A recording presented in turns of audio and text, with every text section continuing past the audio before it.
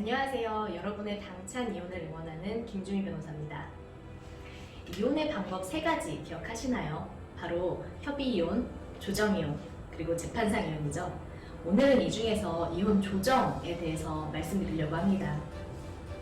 상담을 하다 보면 보통 협의이혼을 생각하시다가 배우자의 비협조적인 태도 때문에 계속해서 협의가 오가다가도 결국은 협의가 안 돼서 마지막에 소송을 의뢰하기 위해서 방문하시는 경우가 많아요. 그런데 이렇게 상담을 오시더라도 바로 선임을 하지 않습니다. 초기 상담을 시작해서부터 이혼 소송을 결정하기까지 거의 몇 달은 소요되는 경우가 많습니다. 이렇게 이혼은 정말 쉽지 않은 선택이죠. 소송 비용도 만만치 않고요. 이럴 때 배우자가 반박조차 할 수 없는 잘못을 저지른 경우거나 서로가 이혼 자체에는 합의가 된 경우라면 이혼 소송보다는 신속하고 비용도 절감되는 이혼 조정을 안내하고 있습니다.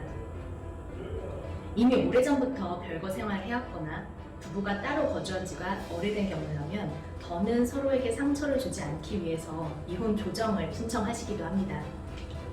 보통 이혼 조정은 양측이 이혼에는 어느 정도 합의를 했으나 재산 분할이나 양육권 등에서 약간의 분쟁이 있을 때 또는 자녀가 있어서 협의 이혼 시 3개월간의 숙려기간을 가지는 것보다는 위자료, 재산 분할, 양육권 및 양육비 등 모든 부분에 대해서 변호사의 조력을 받아서 빠르게 해결하고자 할 때 진행하게 됩니다.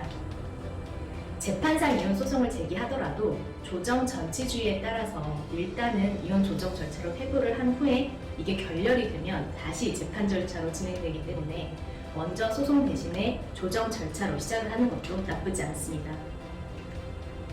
자녀가 있는 경우에는 이혼 조정 시에도 재판상 이혼과 마찬가지로 자녀 양육 안내를 위한 부모 교육 강의를 듣고 가사조사관과 면담을 실시합니다. 이 과정에서 당사자가 부모 교육 등에 참여하지 않고 또는 처음과 달리 전혀 다른 주장을 한다면 조정이 결렬이 되고 소송으로 진행되게 됩니다.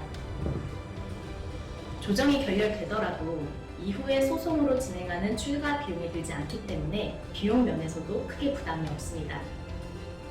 조정 이혼의 가장 중요한 장점은 재판상 이혼처럼 오랜 시간을 허비하지 않고 이혼에 관한 복잡한 쟁점들을 신속하게 해결할 수 있다는 겁니다.